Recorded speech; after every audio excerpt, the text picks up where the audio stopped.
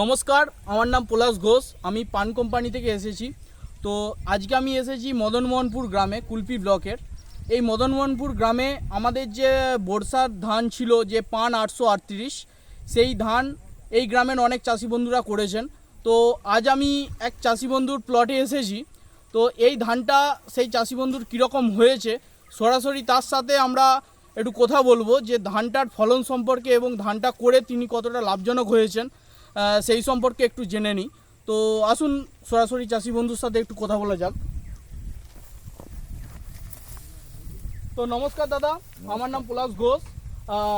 আপনি আপনার নামটা একটু বলবেন। আমার নাম সঞ্জয় কুমার মাঝি। সঞ্জয় কুমার।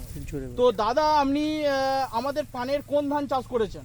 838 838 বর্ষায়। তো এই যে 838 ধানটা আপনি যে চাষ করেছেন, এই ধানটা চাষ করে আপনার কীরকম লাগছে?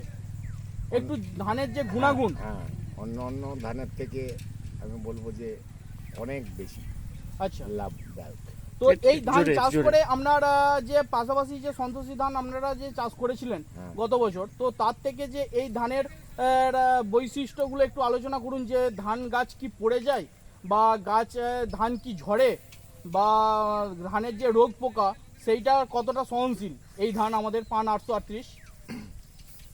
রোগ পোকাটা সামান্যতম। সাধারণত বর্ষাকালে তো বিভিন্ন রকম পোকা মাকড়সা থাকে। আচ্ছা, তার থেকে অনেক কম, কারণ আমি নিজেই 6 থেকে 7 বিঘে জায়গা চাষ করেছি এবছর। আচ্ছা, অন্য ধান যদি হয় 14%, এটা একেবারে গ্যারান্টি শহরে 100%, মানে 100 ভুল বলেছি, 20% বেশি, মানে 6% বেশি। 6% বেশি। 6% বেশি। তো মানে ওইটা যদি আপনি 14 কুইন্টাল ফলন পান, তো এটা 20 কুইন্টাল আপনি ফলন পাবেন, তাই তো? এই গাছ কি পড়ে যায়? না, গাছ পড়ে না। ধান কি ঝরে? না, ধানও ঝরে না। এবং রোগ প্রতিরোধ ক্ষমতাও তো বেশি। রোগ প্রতিরোধ ক্ষমতা অনেক বেশি। আমার ধান কাটা চলছে। আচ্ছা, তো আপনি এই ধান চাষ করে লাভজনক তো?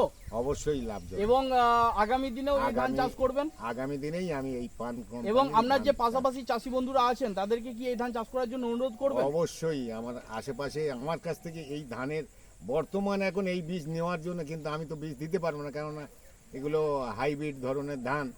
হবে কি হবে না, চাষি ঠকবে, এটা তো ঠিক নয়। অর্থাৎ কোম্পানির যে ধান আসবে সেই ধান ছাড়া আদার অন্য ধান করব না। অসংখ্য ধন্যবাদ আপনাকে। নমস্কার।